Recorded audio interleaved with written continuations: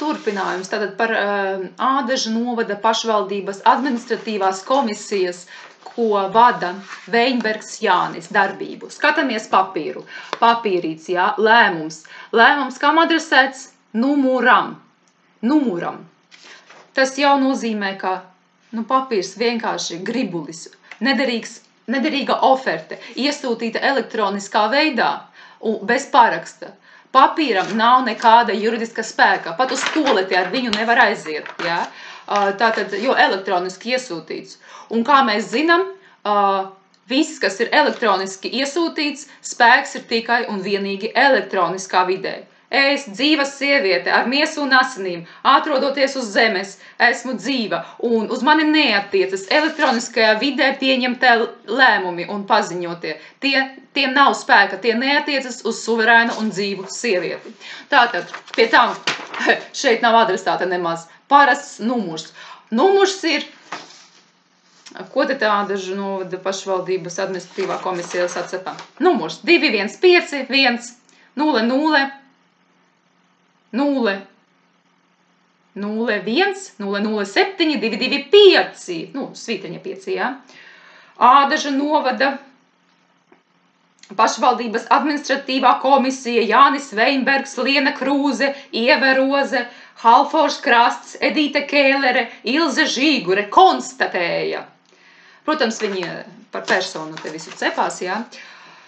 Tātad, Ādažu novada pašvaldības administratīvā komisija, es jums skaidri paziņoju, pakonsultēties savās iestādītēs.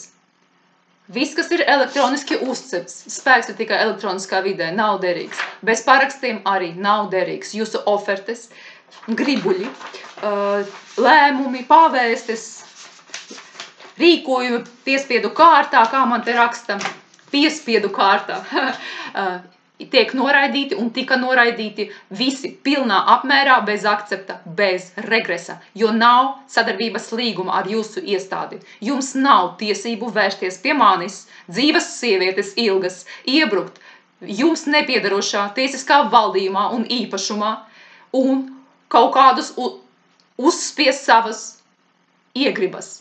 Neko neesmu akceptējusi, ne jūsu iekšējās kārtības noteikumus, neko citu. Pildiet paši savus likumus un beidzat iebrukt svešu, jums nepiedarošu teritoriju īpašumā, valdījumā. Jūs pārkāpjat visus iespējamās tiesību normas, tiesības un brīvības. Jūs nodarbojaties ar pirātismu. Tā kā visas jūsu ofertes tika un tiks noraidītas nekavējoties, pilnā apmērā, bez akcepta. Un tālāk tiek paziņots principālam, augstāk stāvošām iestādēm par jūsu komercdarbības rezultātiem un pretiesisko dabu. Lai notiek Dieva prāts ar jums visiem, kas nes šo postu un nodarbojas ar teroru. Es ceru, ka jums labi garšo katru mēnesi saņemtā nauda, maize, ko jūs pelnat, godprātīgi uzliekot sodus par neeksistējošiem pārkāpumiem un izspiežot naudu citiem caur zvērinātu tiesu izpildītājiem. Ceru, ka jums labi garšo jūsu pelnītais. Nebrīnieties. Ar jums notiks ļoti interesantas lietas. Ļoti interesantas lietas. Jūs katrs nesīsiet un nesat atbildību par nodarījumu dzīvībai. Paziņots.